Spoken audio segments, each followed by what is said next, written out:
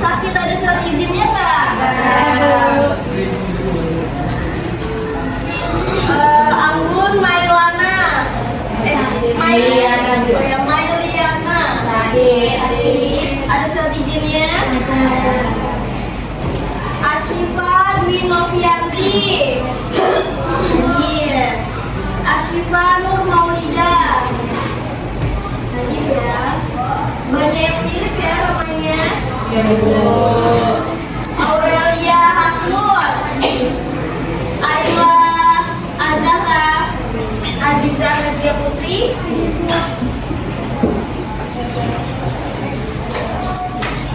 Cordelia Filipi. Isi ya? Dispen enggak? Izin berhalangan dulu. Bias mana bias? Dispen juga. Eka Intan Kusuma. Iya. Sien Pai Kelen. Jadi kemarin kan kalian udah ulangan harian yang pakai Google Form. Itu berapa KKM-nya? Iya.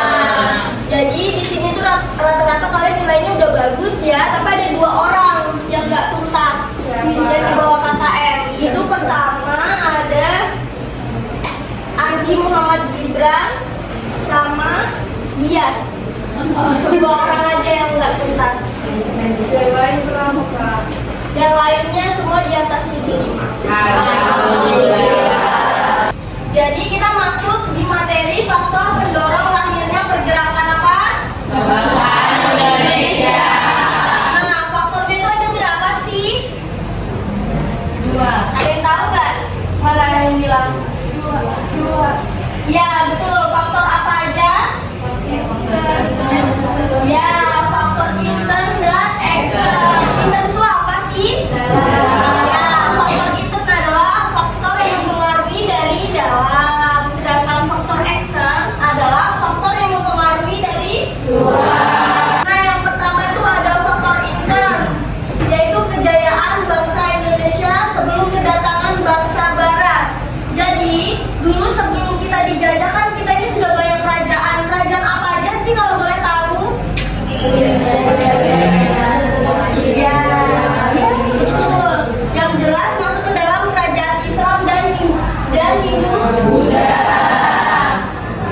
Jadi dulu tuh kan kayak Indonesia itu udah terbagi-bagi ke dalam beberapa kerajaan ya. Pastinya itu berarti mereka sudah berjaya. Nah, itu juga mempengaruhi faktor dari dalam pergerakan kebangsaan Indonesia. Yang kedua ada penderitaan rakyat akibat politik drainek. Apa sih politik drainek itu? Ya, menemukan kekayaan. Contohnya apa?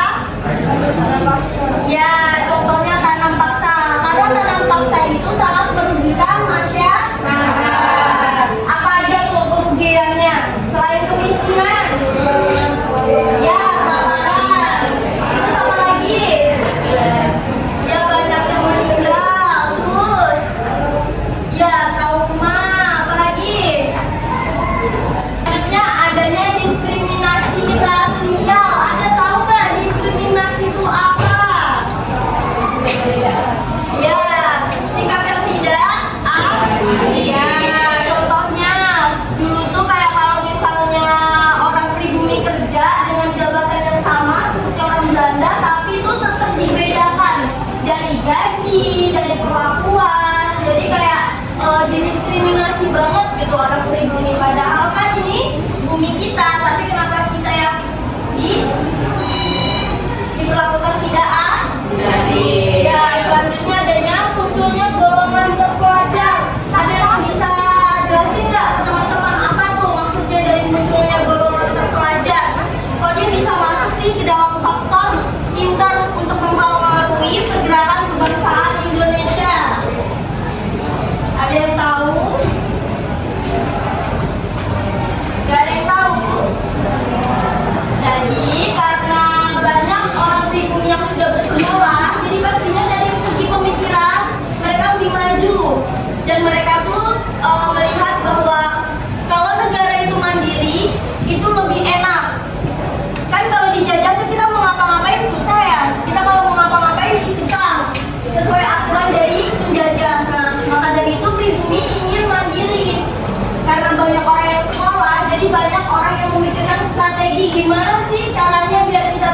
bebas dari belenggu penjajah seperti itu.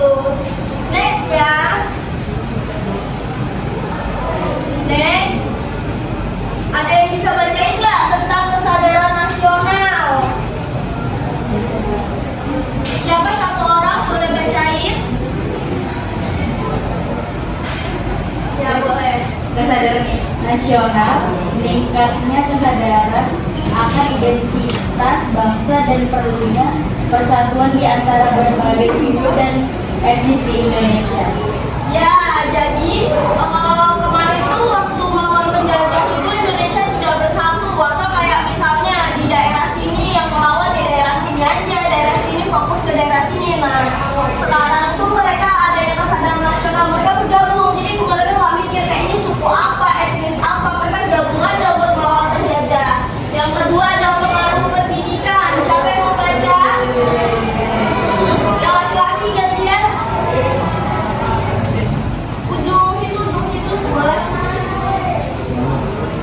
Kelihatan nggak?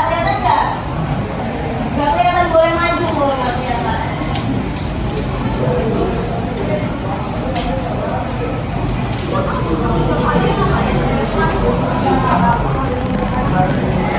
Ya, menarik ya. Pendidikan yang lebih luas, terutama di kalangan kaum terpelajar, membuka wawasan tentang hak dan martabat bangsa. Mereka mulai menyadari pentingnya kemerdekaan dan kemandirian. Ya, makasih ya udah bacain. Boleh duduk lagi.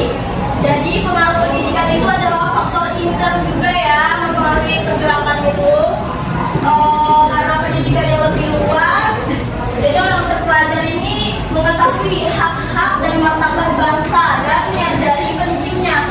Kenapa sih suatu negara itu harus merdeka dan lebih mandiri? Itu evaluasi nih dari materi yang kemarin. Itu mengasih pertanyaan. Pertanyaannya, siapa yang menjabat sebagai gubernur jenderal Hindia Belanda dari tahun 1808 sampai 1811? Angkat tangannya yang tahu. Ya, boleh siapa? Herman William Dendels. Ya, betul. Yaitu Herman William Dendels ya.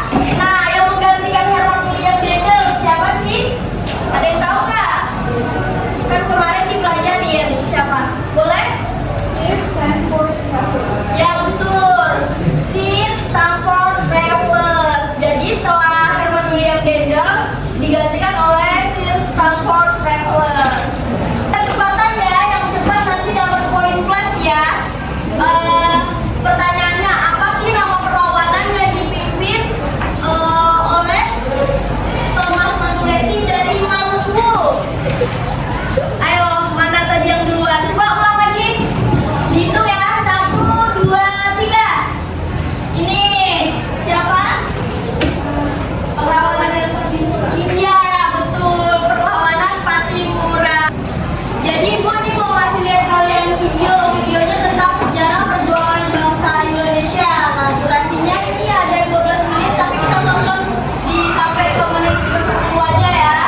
Ya, kita mulai dulu ya videonya. Di sini baik-baik, nanti Ibu mau tanya pertanyaan yang ada di dalam video itu ya. Jadi kalau kalian menyimak, pasti kalian tahu jawabannya. Oke? Mulai ya.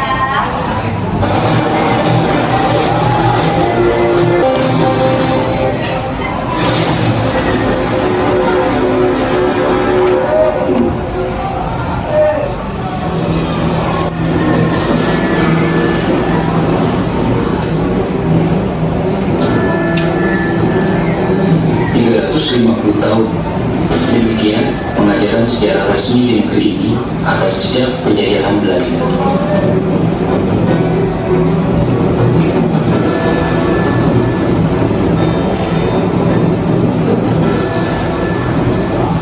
Pada awalnya, bangsa Belanda datang bukan untuk menjajah, sama seperti bangsa-bangsa Eropa lain yang datang ke Nusantara.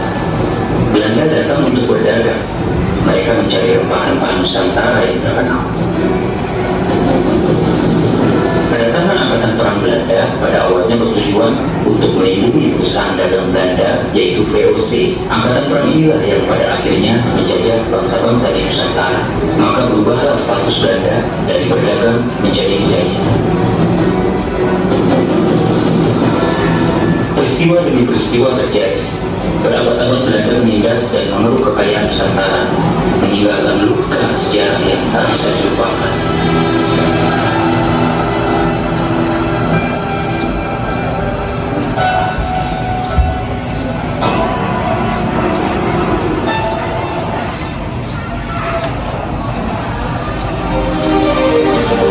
Kekayaan alam bumi pertiwi telah lama menyilaukan bangsa-bangsa Eropa sejak abad pertengahan. Mereka kemudian tergerak untuk melakukan penjelajahan bersamaan dengan kemajuan ilmu pengetahuan, penyebaran ajaran agama, dan terutama untuk kemakmuran dan kekayaan. Penjelajahan bangsa Barat mencari rempah Nusantara melewati sekian kisah dan peristiwa, mulai dari Columbus yang tersesat dan menemukan benua Amerika sampai Francisco Serra yang mendarat di Ternate pada tahun 1512. Di tahun yang sama, Spanyol juga tidak mau kalah. Mereka juga mendarat di bagian lain Kepulauan Maluku, yakni di Tidore. Pertemuan mereka dengan tanah pasar rempah ini kemudian mengubah arah sejarah. Keserakahan menjadikan bangsa-bangsa Eropa tidak lebih dari penjajah. Penjajahan yang merupakan nilai-nilai peradaban, penjajahan yang tidak berperi kemanusiaan dan peri keadilan. Keserakahan bangsa-bangsa Eropa memicu kericuhan. Nusantara pada masa itu sesungguhnya bukan tanah yang tak bertuan. Kerajaan-kerajaan lokal ada di berbagai tempat dengan pemerintahan yang berdaulat di wilayahnya masing-masing.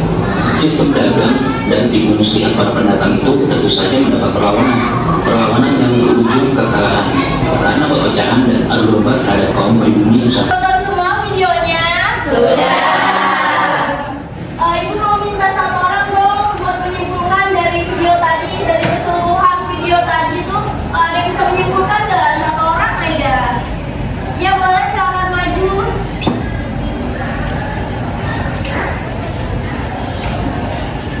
Baik, jadi di sini saya akan menyimpulkan video yang telah kita nonton bersama. Jadi masuknya penjajah ke Nusantara itu awalnya mereka hanya ingin mencari rempah-rempah. Akan tetapi dikarenakan mereka mendapat keuntungan yang besar, mereka akhirnya memonopoli perdagangan rempah-rempah. Contohnya seperti VOC dan tanam paksa yang menyebabkan pribumi tidak mendapatkan keuntungan yang layak. Hanya meninggalkan trauma yang mendalam bagi orang yang sudah menahan tanam paksa yang ada di Nusantara. Terima kasih.